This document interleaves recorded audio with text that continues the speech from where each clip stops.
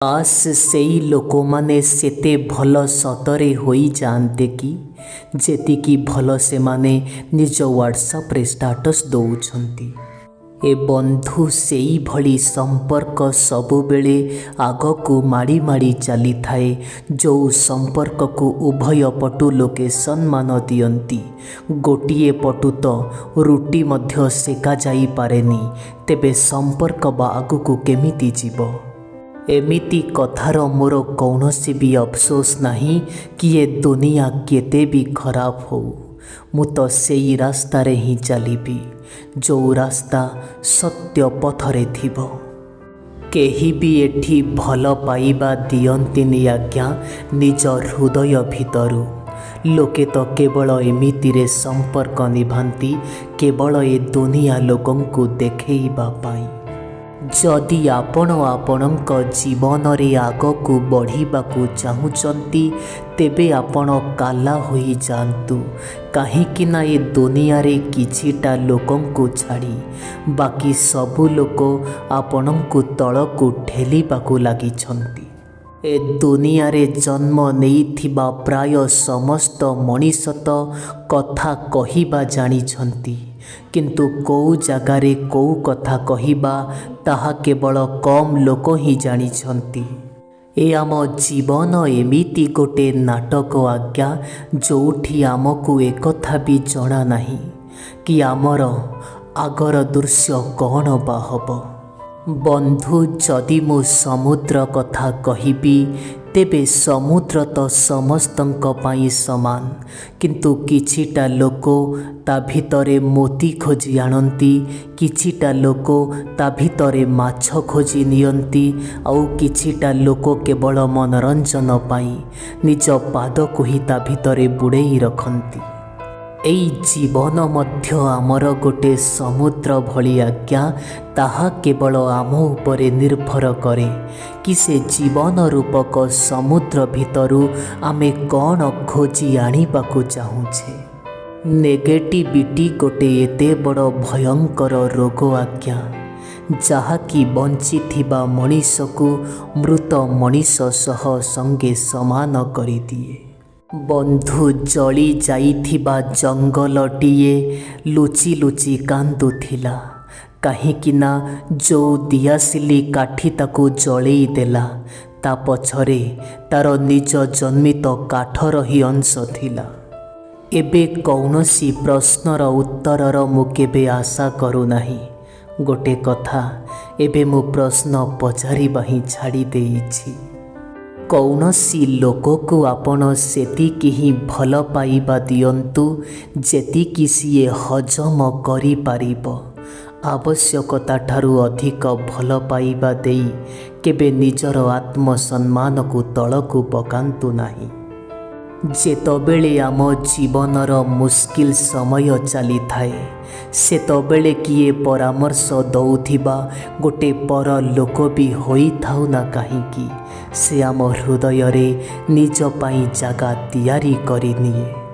ଆଉ ଗୋଟେ କଥା ଆଜ୍ଞା, ସେ ଖରାପ ସମୟରେ ଆମ ସାଥ ଛାଡ଼ି ଚାଲି ଯାଇଥିବା ମଣିଷ କେତେ ବି ନିଜର ହୋଇଥାଉ ନା କାହିଁକି, ସେ ହୃଦୟରୁ ବାହାରି ହିଁ ଯାଏ।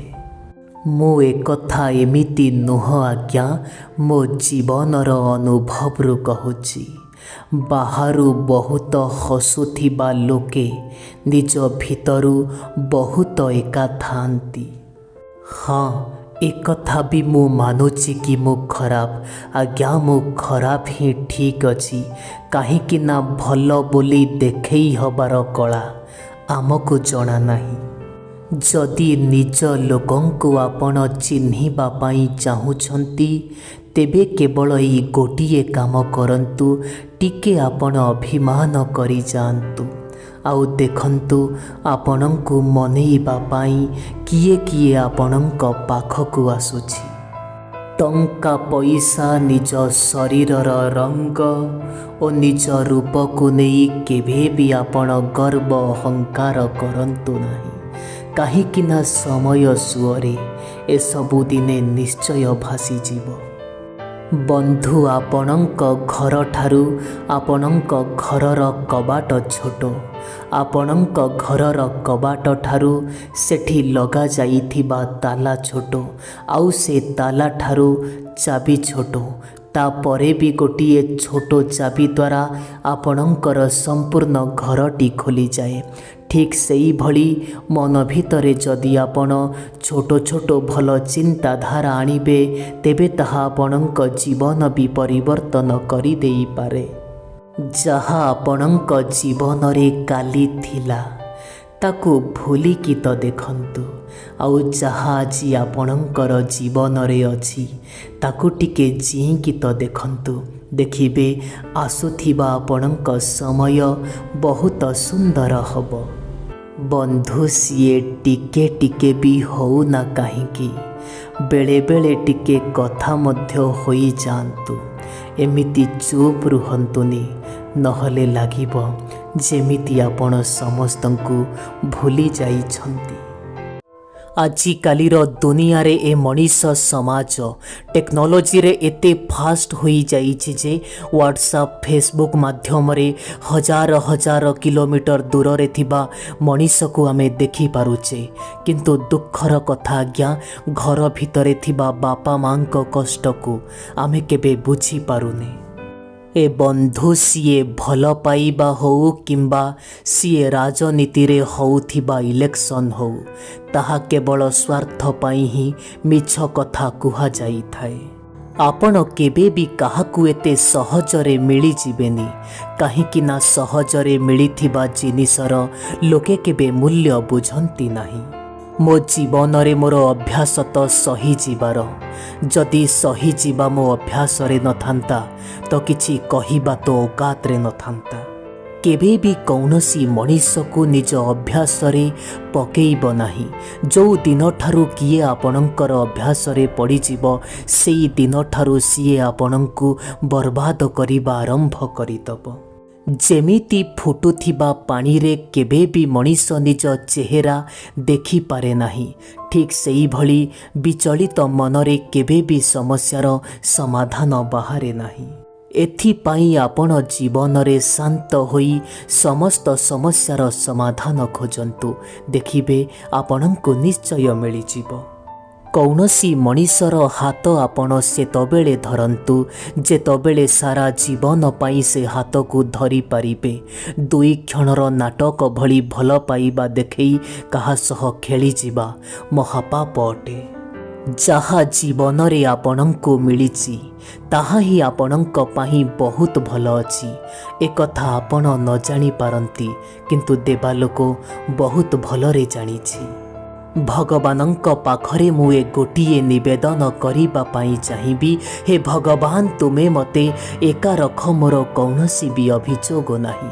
କିନ୍ତୁ ସେଇ ଲୋକମାନଙ୍କ ଠାରୁ ମୋତେ ଟିକେ ଦୂରେଇ ରଖ ଯେଉଁମାନେ କେବଳ ସ୍ୱାର୍ଥ ସମୟରେ ମୋତେ ମନେ ପକାଇଥାନ୍ତି।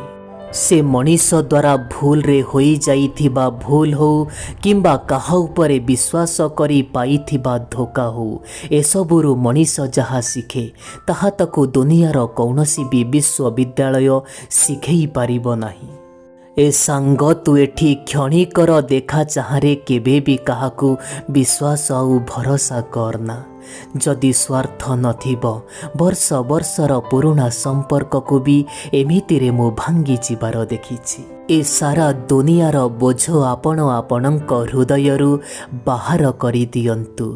ଛୋଟ ଜୀବନଟିଏ ମିଳିଛି ଆଜ୍ଞା, ତାକୁ ଟିକେ ହସି ଖେଳି ଆପଣ ବିତେଇ ଦିଅନ୍ତୁ। ଆପଣ ଆପଣଙ୍କ ଜୀବନର ଅସୁବିଧା ସମୟରେ ଯାହା ଶିକ୍ଷା ପାଆନ୍ତି ତାହା ଦୁନିଆର କୌଣସି ବି ଭଲ DAV ପବ୍ଲିକ୍ ସ୍କୁଲରୁ ବି ପାଇପାରିବେନି। ଯଦି ଆପଣଙ୍କୁ କେହି ଏଠି ଖରାପ ବୋଲି କହୁଛି, ତେବେ ଆପଣ ତା କଥାକୁ କେବେ ହୃଦୟରେ ନିଅନ୍ତୁ ନାହିଁ। କାହିଁକି ନା ବନ୍ଧୁ, ଏ ଦୁନିଆରେ ଏମିତି କେହି ବି ନାହିଁ ଯାହାକୁ ସମସ୍ତେ ଭଲ ବୋଲି କହୁଥିବେ। ଏବେ ଆମେ ଶତ୍ରୁମାନଙ୍କ କଥା ବା କହିବା କ'ଣ ଆଜ୍ଞା? ଆଜିକାଲି ଦୁନିଆରେ ତ ଧୋକା ନିଜ ଲୋକେ ହିଁ ଦେଇଯାଆନ୍ତି। ଏବେ ତୁମେ କ'ଣ କରିବ ଅବା ମୋ ପାଖକୁ ଆସି? ତୁମେ ତ ମୋତେ ଭରସା ଦେଇ ମୋ ଭରସା ଓ ବିଶ୍ୱାସ ଭାଙ୍ଗିଦେଲ। ଯେଉଁ ମଣିଷକୁ ଆମେ ଆମ ଜୀବନରେ ସବୁଠାରୁ ଅଧିକ ଭଲ ପାଇବା ଦେଇଥାଉ ସେଇ ମଣିଷ ହିଁ ଜୀବନରେ ଆମଠୁ ସବୁଠୁ ଅଧିକ ଲାଭ ଉଠେଇଥାଏ। ଆପଣଙ୍କ ମନ ଭିତରେ ଏତିକି ତ ବୁଝିବାର ଶକ୍ତି ନିଶ୍ଚୟ ଥିବା ଆବଶ୍ୟକ କି ଆପଣ କୌଣସି ମଣିଷକୁ କ୍ଷମା କରିଦିଅନ୍ତୁ, କିଛି କଥା ନାହିଁ, କିନ୍ତୁ କେବେ ବି ସେ ମଣିଷକୁ ଦ୍ୱିତୀୟ ଥର ପାଇଁ ଆପଣ ବିଶ୍ୱାସ କରିବେନି। ଯେବେ କୌଣସି ମଣିଷ ଆପଣଙ୍କୁ ବୁଝିପାରୁନି ତେବେ ତାକୁ ବୁଝେଇବାର କୌଣସି ବି ଆବଶ୍ୟକତା ନାହିଁ। ଯଦି କୌଣସି ମଣିଷ ଆପଣଙ୍କର ମନର କଷ୍ଟକୁ ଜାଣିପାରୁନି ତେବେ ତାକୁ ଜଣେଇବା ବି କୌଣସି ଆବଶ୍ୟକତା ନାହିଁ। ଭଲ ହୃଦୟରୁ ଗୋଟେ ଆବଶ୍ୟକତା ଥିବା ମଣିଷକୁ ଟିକେ ସାହାଯ୍ୟ କରି ଦେଖ। ଯଦି ହୃଦୟକୁ ଶାନ୍ତି ନ ମିଳିବ ତେବେ କହିବ। ଯେଉଁ ମଣିଷ ଆପଣଙ୍କୁ ଛାଡ଼ି ଯିବା ପାଇଁ ଚାହୁଁଛି ତେବେ ତାକୁ ଯିବାକୁ ଦିଅ। ଆଜି ଯଦି ତୁମେ ରାଣ ନିୟମ ପକେଇ ତାକୁ ରଖିବି ଦେବ, କାଲି ସିଏ ତୁମ ଜୀବନରୁ ନିଶ୍ଚୟ ଚାଲିଯିବ। କୌଣସି ମଣିଷକୁ ଇଗ୍ନୋର କରିବାରେ ଆଉ ନିଜେ ବିଜି ରହିବାରେ ଆକାଶ ପାତାଳର ତଫାତ ଥାଏ ବନ୍ଧୁ। ଯେଉଁ ମଣିଷମାନଙ୍କୁ ସ୍ୱପ୍ନ ଦେଖିବା ପାଇଁ ଭଲ ଲାଗେ ସେମାନଙ୍କୁ ରାତି ଛୋଟ ଲାଗେ, ଆଉ ଯେଉଁ ମଣିଷମାନଙ୍କୁ ସେ ସ୍ୱପ୍ନକୁ ପୂରା କରିବାକୁ ଭଲ ଲାଗେ ସେମାନଙ୍କୁ ଦିନ ଛୋଟ ଲାଗେ। ମନୁଷ୍ୟକୁ ଏଥିପାଇଁ ଖୁବ୍ ସୁନ୍ଦର କୁହାଯିବନି ସିଏ କେମିତି ଦେଖାଯାଉଛି, ବରଂ ମନୁଷ୍ୟକୁ ଏଥିପାଇଁ ଖୁବ୍ ସୁନ୍ଦର କୁହାଯିବ କି ଅନ୍ୟମାନଙ୍କ ସହ ସିଏ କେମିତି ଅବା ବ୍ୟବହାର କରୁଛି।